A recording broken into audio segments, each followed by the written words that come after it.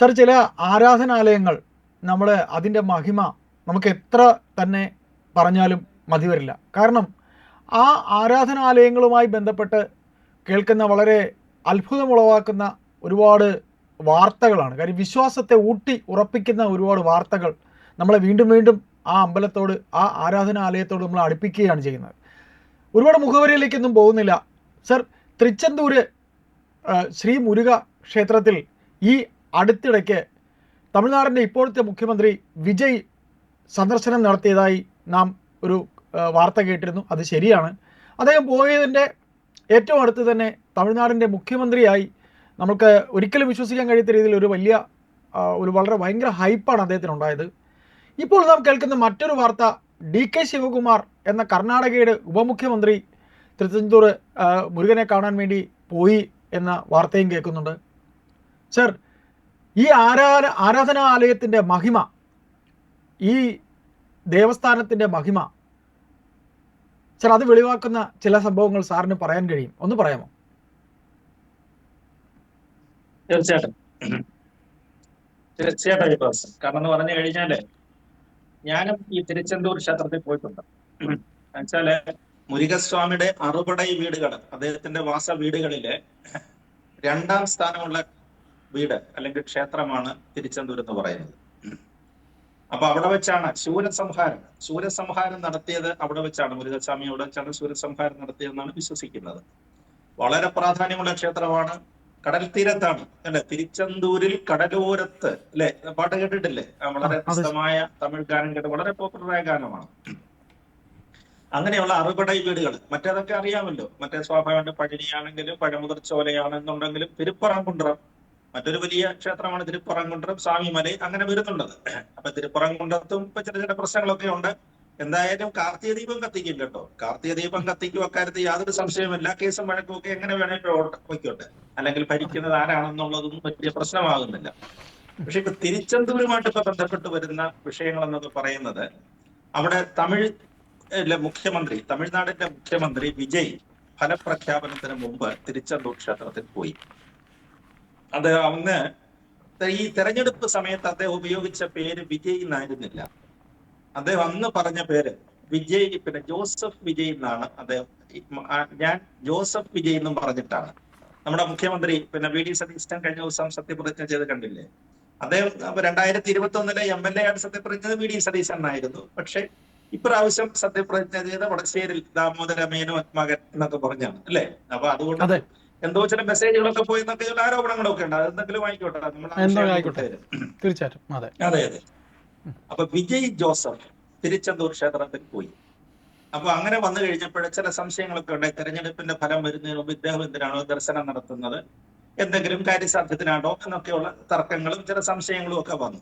പക്ഷെ അദ്ദേഹം അവിടെ എഴുതി കൊടുപ്പിനെ തന്നെ സത്യം ചെയ്ത് കൊടുത്തു എന്നാണ് പറഞ്ഞത്. ഞാനൊരു ഹിന്ദുമത വിശ്വാസിയാണ്, ഹിന്ദുമതങ്ങളിലൊക്കെ ഞാൻ വിശ്വസിക്കുന്നുണ്ട്, മറ്റേത് പ്രാക്ടീസ് ചെയ്യുന്നുണ്ട്, മറ്റേത് അദ്ദേഹം ക്രിസ്ത്യാനിറ്റി പ്രാക്ടീസ് ചെയ്യുന്നുണ്ട്.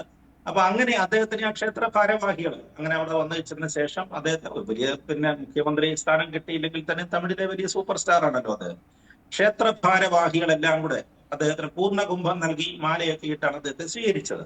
അത് സ്വാഭാവികമാണത്. വലിയ ജനക്കൂട്ടമൊക്കെ ആയിരുന്നു. വെളുപ്പിന് ഏതാണ്ട് പിന്നെ നേരം വിളക്കുന്നതിന് മുമ്പുള്ള ഒരു സമയത്താണ് അവിടെ ചെന്നത് അദ്ദേഹം. അല്ലെങ്കിൽ വലിയ തിരക്കായി പോകും ക്ഷേത്രത്തിൽ. അവിടെ ക്രൗഡ് മാനേജ്മെന്റ് വലിയ പ്രയാസമായിട്ട് വരും. അപ്പൊ അങ്ങനെ ക്ഷേത്രവാദികളെ സ്വീകരിച്ചു. അദ്ദേഹം ക്ഷേത്രത്തിൽ ദർശനം നടത്തിയ ശേഷം പിന്നീടാണ് തെരഞ്ഞെടുപ്പിന്റെ ഫലം വരുന്നതും അദ്ദേഹം തമിഴ്നാടിന്റെ മുഖ്യമന്ത്രിയാകുന്നു. 107 സീറ്റ് കിട്ടിയുള്ളെങ്കിൽ പോലും ഘടകകക്ഷികളുടെയും മറ്റേ അതേപോലെ തന്നെ ADMK തന്നെ പിളർത്തിയിട്ട് അദ്ദേഹം അവിടെ മുഖ്യമന്ത്രിയായിട്ട് സ്റ്റേബിൾ ആയിട്ടുള്ള നല്ല ഭൂരിപക്ഷത്തോട് മുഖ്യമന്ത്രിയാകുന്നു. ഒരു കാര്യസാധ്യമാണ് അല്ലെ? അപ്പൊ അസാധ്യമാകുന്നതിനെ പലതും സാധ്യമാക്കിയെടുക്കണം. അതാണ് വേൽ എന്ന് പറയുന്നത് തന്നെയാണല്ലോ. സംഹാരവുമുണ്ട്, അതോടൊപ്പം തന്നെ സംഹരിച്ച് ശത്രുക്കളെ എല്ലാം സംഹരിച്ചിട്ട് നമ്മുടെ ഉദ്ദിഷ്ട കാര്യത്തിന് ഏത് ഭക്തനാണോ പ്രാർത്ഥനയോടുകൂടി വരുന്നത്, ആ വരുന്ന ഭക്തനെ അനുഗ്രഹിക്കുക. ആ അനുഗ്രഹമാണ് അദ്ദേഹത്തിന് കിട്ടിയത്. തിരുച്ചെന്തൂരിനെ സംബന്ധിച്ച വലിയൊരു വിശ്വാസവും തന്നെയാണ് കേട്ടോ. അത് തന്നെയാണ്. ഒരു കൊടുങ്കാറ്റിനോ ഒരു ശത്രുക്കൾക്കോ നിങ്ങളെ കീഴ്പ്പെടുത്താൻ സാധിക്കുകയില്ല. ഞാൻ പറഞ്ഞ ശത്രുക്കളുടെ ഒരു ഉദാഹരണം ഞാനിപ്പോ പറഞ്ഞു എന്നുള്ളത് രാഷ്ട്രീയപരമായിട്ടുള്ള ശത്രുക്കളാണ് വിജയിക്കുള്ളതെന്ന് പറയുന്നത്. പിന്നെ കൊടുങ്കാറ്റുകൾ, ഏത് കൊടുങ്കാറ്റിനെ അതിജീവിക്കുന്ന ക്ഷേത്രമാണ്. നമ്മൾ പറഞ്ഞില്ലേ, നമ്മൾ ആ കടൽ തീരത്ത് വലിയ തിരമാലകൾ ഉണ്ടാകാം, വലിയ കടൽക്ഷോഭം ഉണ്ടാകാം. പണ്ടത്തെ കാലത്തൊക്കെ വലിയ വലിയ പ്രശ്നങ്ങളൊക്കെ ഉണ്ടായ സ്ഥലമാണത്.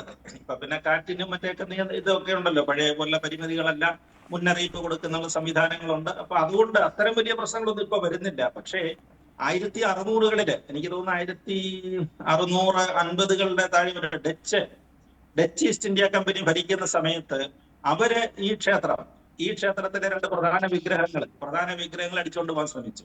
നമ്മുടെ വിഗ്രഹങ്ങളുടെ പ്രത്യേകത അതാണല്ലോ, ഒന്നുകിൽ സ്വർണമായിരിക്കും, അല്ലെ പഞ്ചലോഹത്തിലുള്ളതായിരിക്കും. അപൂർവ വിഗ്രഹങ്ങളാണ്. ഇവരെ സംബന്ധിച്ചിടത്തോളം, ഇപ്പൊ ഡച്ചുകാർക്ക് സംബന്ധിച്ചിടത്തോളം അവർക്ക് ഈ പറഞ്ഞതുപോലെ ഇതൊക്കെ വലിയ പിന്നെ അമൂല്യമായ ശേഖരമാണ്. ഇപ്പൊ നമ്മുടെ ശബരിമലയിൽ നിന്ന് പോയിരിക്കുന്ന വസ്തുക്കൾ പോലും വിദേശത്തേക്കൊക്കെ കടത്തി എന്നാണ് പറയുന്നത്. അതിന്റെയൊക്കെ പിന്നെ ആന്റിക് വാല്യൂ വലുതായിരിക്കും. നമ്മൾ അതിന്റെ മൂല്യം കണക്കാക്കുന്നത് സ്വർണ്ണമല്ലല്ലോ, അല്ലെങ്കിൽ പഞ്ചലോഹം എന്നുള്ളതല്ല, വലിയ മൂല്യം ഉണ്ടാകുന്നത്. അതുകൊണ്ടാണ് നമ്മുടെ പ്രധാനമന്ത്രി ഇപ്പൊ ചെയ്യുന്നത് കണ്ടില്ലേ, നമ്മുടെ ഇവിടുന്ന് ബ്രിട്ടീഷുകാരൊക്കെ അത് അടിച്ചുകൊണ്ട് പോയ അമൂല്യ വിഗ്രഹങ്ങള് വില കൊടുത്താണെങ്കിൽ പോലും വാങ്ങിച്ചെടുക്കുകയാണ് അദ്ദേഹം. സ്വമേധയാ അവർ തരാൻ തയ്യാറാകുന്നുണ്ട്. നടരാജ വിഗ്രഹമൊക്കെ അടക്കം എല്ലാം തരുന്നുണ്ട് അവര്. അതല്ലാത്തതിന് വില കൊടുക്കാമെന്നാണ് പറയുന്നത്. വില കൊടുത്താണെങ്കിൽ നമ്മൾ മേടിക്കുക. അപ്പൊ ഡച്ചുകാരുടെ സമയത്ത് ഇവർക്ക് ഇവിടുത്തെ വിഗ്രഹങ്ങൾ കണ്ടു കഴിഞ്ഞപ്പോൾ വലിയ കൗതുകമായി എങ്ങനെങ്കിലും അടിച്ചുകൊണ്ട് പോവുക എന്നുള്ളത്.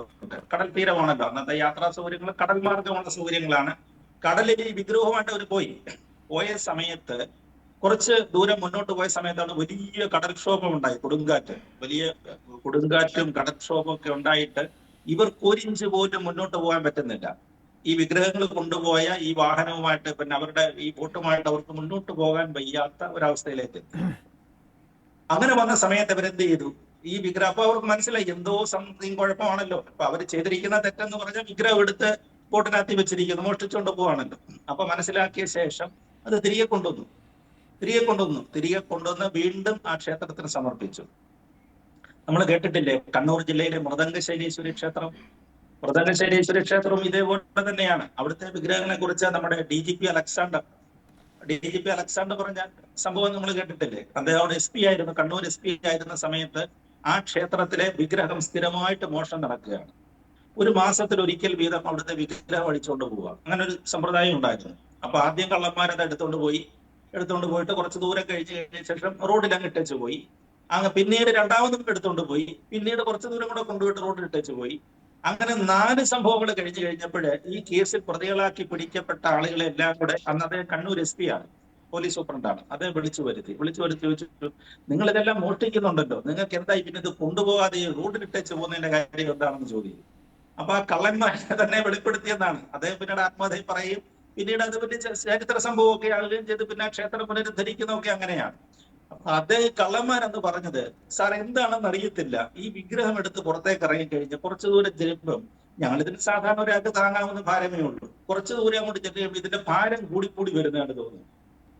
ഒരാൾക്ക് ഞങ്ങൾക്ക് താങ്ങാൻ വയ്യാത്ത രൂപത്തിലാകും, പിന്നീട് ഞങ്ങൾക്ക് 2 പേർക്ക് എടുക്കാൻ വയ്യാത്ത രൂപത്തിലാകും. അങ്ങനെ ഞങ്ങൾക്ക് എടുക്കാൻ വയ്യാത്ത രൂപത്തിലാകുമ്പോഴാണ് ഞങ്ങൾ ഓരോ സ്ഥലങ്ങളില്. അപ്പൊ അതുകൊണ്ടാണ് ആദ്യം 100 മീറ്റർ കൊണ്ടുപോയി, പിന്നീട് 500 മീറ്റർ കൊണ്ടുപോയി, അങ്ങനെ ഓരോ സ്ഥലങ്ങളിൽ കൊണ്ടുപോകുമ്പോൾ ഞങ്ങൾക്ക് ഇത് കൊണ്ടുപോകാൻ പറ്റുന്നില്ല. അതാണ് അതിന്റെ ചൈതന്യം, അതിന്റെ ശക്തി എന്ന് പറയുന്നത്. അതുകൊണ്ടാണ് സാർ ഞങ്ങളത് ഉപേക്ഷിച്ചിട്ട് പോയി. ഞങ്ങൾക്കത് മനസ്സിലായി. ഞങ്ങൾ അവിടെ ചെന്ന് 4ാം അറ്റംപ്റ്റിന് ശേഷം അവിടെ ചെന്ന് സാഷ്ടാംഗം നമസ്കരിച്ച് ഞങ്ങൾ ക്ഷമ പറയുകയാണ്, ഇനി മേലില് ഞങ്ങൾ അവിടുത്തെ വിഗ്രഹം എടുക്കാൻ ശ്രമിക്കത്തില്ലെന്ന്.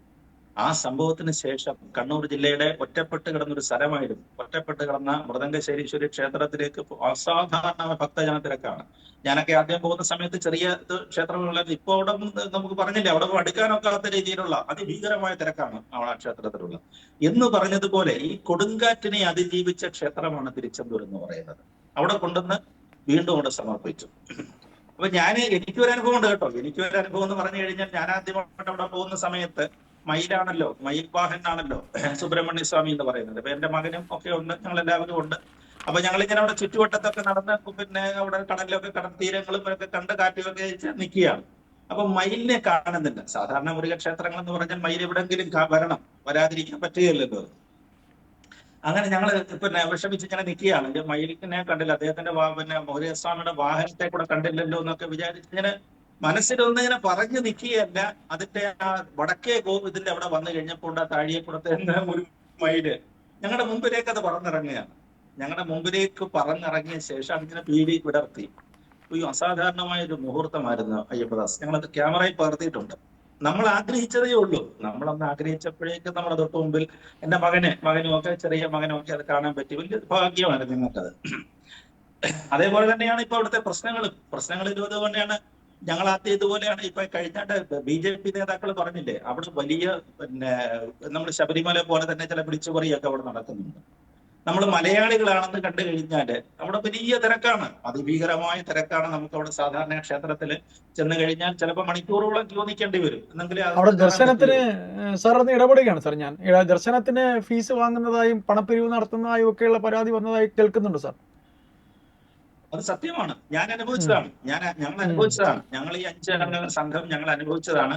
ഞങ്ങൾ അവിടെ ചെന്നപ്പോൾ മലയാളികളാണ്. നമ്മുടെ മുണ്ടുമൊക്കെ കണ്ടു കഴിഞ്ഞപ്പോൾ അവർക്ക് മനസ്സിലായി മലയാളം. അപ്പൊ ഒരാൾ ഇറങ്ങി വരികയാണ്, ക്ഷേത്രത്തിന്റെ പ്രധാന ഇവിടുന്ന് ഞാൻ ഇറങ്ങി വന്നിട്ട് അദ്ദേഹം മുണ്ടും പൂണൂലും ഒക്കെ ഉണ്ട്. അപ്പൊ നമ്മൾ വിചാരിച്ച് അവിടുത്തെ ആരെങ്കിലും ആയിരിക്കും. നമ്മളെ ഒന്ന് തൊഴുകയൊക്കെ ചെയ്തു. തൊഴുതിട്ട് എന്നോട് പറഞ്ഞു, സാർ മലയാളിയാണ്, ദർശനത്തിന് ഉള്ള സൗകര്യം ചെയ്തു തരാം. ഇവിടെ നിന്ന് കഴിഞ്ഞാൽ 3-4 മണിക്കൂർ എടുക്കും, നിങ്ങൾക്ക് ബുദ്ധിമുട്ടാകും, കുട്ടിയൊക്കെ ഉണ്ടല്ലോ, ഒരു കാര്യം ചെയ്യും. അപ്പൊ ഞങ്ങൾ ചെന്ന് പറഞ്ഞു, സാർ എനിക്ക് ഒരു 500 രൂപ തരണം. 500 രൂപ തന്നെങ്കിൽ നിങ്ങളെല്ലാം പെട്ടെന്ന് തൊഴിച്ച് 1/2 മണിക്കൂർ കൊണ്ട് അതിന്റെ പടിഞ്ഞാറ് വശത്തൊരു സ്ഥലം കാണിച്ചു, അതിലേക്ക് കൂടെ കയറ്റി കൊണ്ടുപോയി തൊഴിക്കാമെന്നൊക്കെ പറഞ്ഞു. അപ്പൊ നമ്മുടെ കൂടെ വന്നവർ പറഞ്ഞു, അങ്ങനെ നമ്മൾ പൈസ കൊടുത്ത് തൊഴേണ്ട കാര്യമൊന്നുമില്ല, ഭഗവാനെ കാണുന്നത് 4 മണിക്കൂറാണ്, നമുക്ക് 4 മണിക്കൂർ കാത്തു നിൽക്കാമെന്ന് പറഞ്ഞ് ഞങ്ങൾ അവിടെ മാറി ചെന്നപ്പോൾ ഒരു സ്ത്രീ, എനിക്കറിയത്തില്ല ആരാണ്, ഒരു സാധാരണ സ്ത്രീയാണ് അവര്. ഒരു സാധാരണ സ്ത്രീയായി അവർ വന്നിട്ട് ഞങ്ങളോട് തമിഴിലും മലയാളത്തിലുമാണ് പറയുന്നത്, സ്വാമി പൈസ കൊടുക്കരുത്, ഇവരിങ്ങനെയൊക്കെയുള്ള തട്ടിപ്പുകാരാണ്, നിങ്ങൾക്ക് ഒരു പ്രയാസം ഉണ്ടാകത്തില്ല, കയറി തൊഴാൻ പറ്റുമെന്ന് പറഞ്ഞു. ശരിയായിരുന്നു. അത് ആരായിരുന്നു ആ സ്ത്രീ, എന്തായിരുന്നു എന്നുള്ളതിനെ കുറിച്ച് എനിക്കൊരു അത്ഭുതമാണ്. ഞങ്ങൾ കയറി ഏതാണ്ട് 1 മണിക്കൂറിനകം ഞങ്ങൾ ഭംഗിയായിട്ട് തൊഴുതിറങ്ങുകയും ചെയ്തു അവിടുന്ന്. ഞാനതാ പറഞ്ഞ അത്ഭുതങ്ങൾ കാണിക്കുന്ന ഒരു ക്ഷേത്രമാണ്. എന്റെ ഒരു ഒറ്റ ദിവസത്തെ, ഞാൻ ഒരു തവണത്തെ സന്ദർശനം കൊണ്ട് എനിക്കുണ്ടായ 2 അനുഭവങ്ങളാണ്.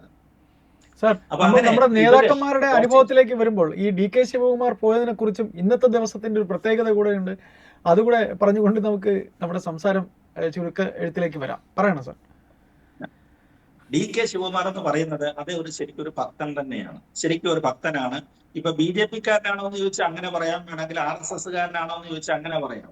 അയ്യപ്പദാസ് ഓർക്കുന്നില്ലേ, ഒരിക്കല് കർണാടക നിയമസഭയിൽ അദ്ദേഹം ഗണഗീതം ചൊല്ലിയത്, നമസ്തേ സദാ വത്സലേ മാതൃഭൂമി എന്നുള്ളത് അദ്ദേഹം അവിടെ ചൊല്ലി. ആ 4 വരികൾ കർണാടക നിയമസഭയിൽ അദ്ദേഹം പരസ്യമായിട്ട് ചൊല്ലി. ആ സമയത്ത് ചൊല്ലിയതാണ്. കണ്ടോ, ഇയാള് RSS-കാരനായിരുന്നു, BJP-കാരനായിരുന്നു എന്നൊക്കെയുള്ള. പക്ഷെ അതൊരു ഭക്തനാണ്. ഈ ഗണഗീതം എന്ന് പറഞ്ഞ രാജ്യഭക്തിയാണല്ലോ, ഒരു ദേശത്തോട് ഭക്തി കാണിക്കുന്ന കാര്യങ്ങളാണ്. അതിനെ ഇപ്പൊ തെറ്റിദ്ധരിപ്പിച്ചിട്ട് ഓരോ തരത്തിൽ വിശേഷിപ്പിച്ചുകൊണ്ടിരിക്കുകയാണ്. അപ്പൊ വിജയ്ക്ക് ശേഷം അവിടെ DK ശിവകുമാറാണ് ദർശനത്തിനായിട്ട് പോയത്. DK ശിവകുമാറിന്റെ പശ്ചാത്തലം മറ്റൊന്നും കൂടെ ഉണ്ട്. നമ്മൾ പറയുന്ന ധർമ്മസ്ഥലയിലെ ആ ക്ഷേത്രം കയ്യേറാനായിട്ട് റിയൽ എസ്റ്റേറ്റ് മാഫിയ ശ്രമിച്ചല്ലോ. അതിന് ചുറ്റുമായിട്ട് അസ്ഥികൂടങ്ങള് കൊണ്ടുവന്നിട്ടിരിക്കുന്നു എന്നൊക്കെ പറഞ്ഞു. ആ കേസ് SIT കൊണ്ട് അന്വേഷിപ്പിച്ച് സത്യം തെളിയിച്ചതും ശിവകുമാർ തന്നെയാണ്. വളരെ വലിയ ഭക്തനാണ്. അപ്പൊ ഇന്നത്തെ ദിവസം അദ്ദേഹത്തിന് വളരെ നിർണായകമാണ്. കാരണം ഇന്ന് മെയ് മാസം 20-ാം തീയതിയാണ്. ഇദ്ദേഹത്തിന് ക്രമപ്രകാരം, അതവരുടെ കോൺഗ്രസിന്റെ ധാരണ പ്രകാരം 2.5 വർഷം കഴിഞ്ഞാൽ മുഖ്യമന്ത്രി സ്ഥാനം അദ്ദേഹത്തിന് കിട്ടേണ്ടതാണ്. പക്ഷെ 2.5 വർഷം കഴിഞ്ഞു. ഇന്ന് കർണാടക മന്ത്രിസഭ ചാർജ് എടുത്തതിന്റെ 3ാമത്തെ വാർഷിക ദിനമാണ്. 2.5 കഴിഞ്ഞ് 6 മാസം കൂടെ മുന്നോട്ട് പോയി. അപ്പൊ മുഖ്യമന്ത്രി സ്ഥാനം എന്തെങ്കിലും അദ്ദേഹത്തിന് കിട്ടുമോ, അദ്ദേഹത്തിന് ഒരു കാര്യപ്രാപ്തി ഉണ്ടാകുമോ, അല്ലെങ്കിൽ അദ്ദേഹത്തിന്റെ പ്രാർത്ഥനകൾക്ക് ഫലം ഉണ്ടാകുമോ എന്നുള്ളത് നമുക്കറിയാം. ശിവകുമാർ പോയത് അടുത്ത സമയത്താണ് കേട്ടോ. ഈ അടുത്ത സമയത്താണ്, അതായത് ഒരാഴ്ച പോലും ആയിട്ടില്ലെന്ന് എനിക്ക് തോന്നുന്നു. ഒരാഴ്ചയ്ക്ക് മുമ്പോ മറ്റുമാണ് ശിവകുമാർ ആ ക്ഷേത്രത്തിൽ ദർശനത്തിനായിട്ട് പോയിരിക്കുന്നത്. അപ്പൊ അതിന്റെ ഫലസിദ്ധി അദ്ദേഹത്തിന് ഉണ്ടാകും, തീർച്ചയായിട്ടും അത് ഉണ്ടാകും. പ്രാർത്ഥിക്കാനാണല്ലോ പോയത്. അദ്ദേഹം തന്നെ പറഞ്ഞ ഒരു വാക്കില്ലേ, നിങ്ങളൊരു ശത്രുവിനെ സംഹരിക്കാനായിട്ട് പോകണ്ട, പക്ഷെ പ്രാർത്ഥനയ്ക്ക് എപ്പോഴും ഫലം ഉണ്ടാകും, അല്ലേ? കാര്യം സാധിക്കുമോ ഇല്ലയോ എന്നുള്ളതല്ല, എന്റെ പ്രാർത്ഥനയ്ക്ക് ഒരു ഫലം ഉണ്ടാകും എന്നൊരു പരമഭക്തനാണ് അദ്ദേഹം. ഒരു പക്ഷെങ്കിൽ നമുക്ക് ഇന്നത്തെ തീയതി വെച്ച് അറിയാം, കർണാടക മന്ത്രിസഭ ഇന്ന് 3ാം വാർഷികം, അവരുടെ അധികാരത്തിന്റെ 3ാം വാർഷികമാണ്.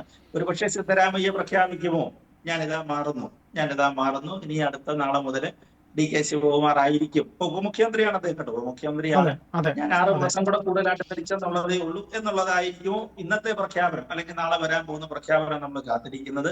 അതുകൊണ്ട് രാഷ്ട്രീയക്കാര്, തീർച്ചയായിട്ടും രാഷ്ട്രീയ പ്രവർത്തകരെല്ലാം കൊണ്ട് പോവുകയാണ്. പിന്നെ തിരുച്ചെന്തൂരിന്റെ മറ്റൊരു പ്രത്യേകത എന്ന് പറഞ്ഞു കഴിഞ്ഞാൽ അതിന്റെ ചുറ്റുമുള്ള 3-4 പഞ്ചായത്തുകൾ സംബന്ധിച്ച് വലിയ തർക്കം നിൽക്കുന്നുണ്ട് കേട്ടോ. തമിഴ്നാട് സർക്കാരിന് നല്ല ബാധ്യതയായ കാരണം അത് വഖഫ് ഭൂമിയാണ്. തിരുച്ചെന്തൂർ ക്ഷേത്രം നിൽക്കുന്നതിന്റെ ചുറ്റുവട്ടമുള്ള സ്ഥലങ്ങൾ വഖഫ് ഭൂമിയാണെന്നുള്ള വലിയ തർക്കം നിൽക്കുന്നുണ്ട്. പക്ഷെ സ്റ്റാലിൻ ചില അനുകൂലമായ നിലപാടുകളാണ് ഈ വഖഫ് നിലപാടുകാർക്ക് അനുകൂലം കൊടുത്തത്. പക്ഷെ ഇദ്ദേഹത്തിന്റെ വിജയുടെ നിലപാട് എന്താണെന്നുള്ളത് നമ്മൾ അറിയാൻ പോകുന്നതേ ഉള്ളൂ. ഏതായാലും സാർ, വിജയുടെ പ്രാർത്ഥനയുടെ ഫലമായി വിജയ് മുഖ്യമന്ത്രി പദത്തിലേക്ക് എത്തി. വിജയുടെ പിറകെ DK ശിവകുമാർ പോയതായി കേൾക്കുന്നു. സാറിൻ്റെ സ്വന്തം അനുഭവത്തിൽ മുരുകഭഗവാനുമായി ബന്ധപ്പെട്ട ഒരു നേരനുഭവം സാർ പറഞ്ഞു. എന്തായാലും ഒരു പ്രത്യേകിച്ച് ഫലത്തിനല്ലെങ്കിലും ആ ഭക്തിയുടെ നിറവിൻ്റെ ഫലം സാധാരണ ഭക്തൻ മുതൽ അങ്ങ് പിന്നെ സമൂഹത്തിൽ ഉന്നതങ്ങൾ നിൽക്കുന്നവർക്ക് വരെ ഭഗവാൻ നൽകുന്നു എന്ന് പറയുമ്പോൾ ഭഗവാന്റെ പ്രശസ്തി, അനുഗ്രഹത്തിൻ്റെ മഹിമ ഒക്കെ നാൾക്ക് നാൾ വലുതാവുകയാണ് അല്ലേ സാർ? തീർച്ചയായിട്ടും ഇപ്പൊ അങ്ങനെയാണ്. നമ്മൾ അവിടെ നിന്ന് കഴിഞ്ഞാൽ, നമ്മൾ പറഞ്ഞില്ല, അവിടെ നിന്നാൽ ഉണ്ടാകുന്ന നമുക്ക് മനസ്സിനുണ്ടാകുന്ന ഒരു സുഖം എന്ന് പറഞ്ഞു കഴിഞ്ഞാൽ അതൊന്ന് അനുഭവിച്ചറിയേണ്ടത് തന്നെയാണ്. തിരുച്ചെന്തൂരിൽ പോയിട്ടില്ലാത്തവരാണെങ്കിൽ അത് പോയി കണ്ട് അനുഭവിച്ച് അറിയേണ്ടതാണ്. ആ കടൽ തീരത്ത് നിന്ന് കഴിഞ്ഞാൽ സാർ പറഞ്ഞ ആ ഒരു മയിലിനെ സാർ കണ്ട രംഗം എന്നൊക്കെ പറയുമ്പോൾ തീർച്ചയായിട്ടും നമ്മുടെ ആ ഭക്തിക്ക് ഒരുപാട് വീണ്ടും വീണ്ടും നമ്മളെ അവിടെ എത്തിക്കാനായിട്ട് ഭഗവാനോടുള്ള അടുപ്പം വർദ്ധിക്കാനും നമ്മളെ തോന്നിപ്പിക്കും എന്ന് തന്നെ കരുതാം അല്ലേ? തീർച്ചയായിട്ടും. ഞാൻ പറയാം, എന്റെ മകനായിരുന്നു ഏറ്റവും വലിയ ആഗ്രഹം. അവന് വലിയ ആഗ്രഹമായിരുന്നു മയിൽ പിന്നെ വാഹനാണല്ലോ, അപ്പൊ ഒരു മയിലിനെ കണ്ടാൽ കൊള്ളാമെന്നുള്ളത്. അവനായിരുന്നു ഏറ്റവും കൂടുതൽ ചിത്രങ്ങൾ അവിടെ നിന്ന് എടുത്തത്. നമ്മൾ മനസ്സിൽ ആഗ്രഹിച്ചു ഒരു മിനിറ്റിനകം നമ്മുടെ മുമ്പിൽ അത് പ്രത്യക്ഷപ്പെട്ടു എന്നുള്ളതാണ്. കുറെ സമയം പീലി വിടർത്തിയത് നിൽക്കുന്നുണ്ടായിരുന്നു കേട്ടോ. എനിക്കറിഞ്ഞൂടാ, ഭഗവാന്റെ സാന്നിധ്യം അവിടെ ഉള്ളത് കൊണ്ടായിരിക്കണമല്ലോ അല്ലേ സാർ? മയിലിന്റെ സാന്നിധ്യം കണ്ടതും ഭഗവാൻ അവിടെ ഉള്ളത് കൊണ്ട് തന്നെയല്ലേ മയിൽ പീലി വിടർത്തി നിൽക്കുക എന്ന് പറയുന്നതും നമ്മുടെ ഭക്തിയെ വീണ്ടും വീണ്ടും പാരമ്യത്തിൽ എത്തിക്കുന്നു എന്ന് തന്നെ കരുതാം അല്ലേ സാർ? തീർച്ചയായിട്ടും ആ പ്രസൻസ് ആണ്, ആ അദ്ദേഹത്തിന്റെ പ്രസൻസ് തന്നെയാണ് നമ്മൾ അതിൽ കൂടെ കണ്ടത്. ആ വാഹനത്തിലാണല്ലോ സഞ്ചരിക്കുന്നത്. അപ്പൊ അദ്ദേഹത്തിനെ നമുക്ക് കാണാൻ പറ്റത്തില്ല, രൂപിയായതുകൊണ്ട് നമുക്കത് കാണാൻ പറ്റത്തില്ല. ഒരു പക്ഷെങ്കിൽ അത് തന്നെ ആയിരിക്കാം അല്ലേ, ഒരു രൂപമായിട്ട് നമ്മുടെ മുമ്പിൽ വന്ന് പ്രത്യക്ഷപ്പെട്ടതെന്നാണ്. ഞങ്ങൾ തൊഴുതു നീക്കിയായിരുന്നു, കുറെ സമയം ഞങ്ങളത് കണ്ട് തൊഴുതു നീക്കിയായിരുന്നു. എന്റെ കയ്യിൽ ചിത്രങ്ങളുണ്ട്. ഞാൻ ഞങ്ങളെടുത്ത ചിത്രങ്ങളെല്ലാം ഞങ്ങൾ ഇന്നും വളരെ ഇതായിട്ട് സൂക്ഷിച്ചു വെച്ചിരിക്കുകയാണ്. ഒരു വലിയ ഏതായാലും സാർ നമുക്ക് സന്തോഷമുള്ള വാർത്ത ശിവകുമാറിനെ സംബന്ധിച്ചും അവിടുത്തെ ഭക്തന്മാരെ സംബന്ധിച്ചും ഇനിയും കേൾക്കാനുള്ള ഭാഗ്യം ഉണ്ടാകട്ടെ എന്ന് നമുക്ക് കരുതാം. നന്ദി.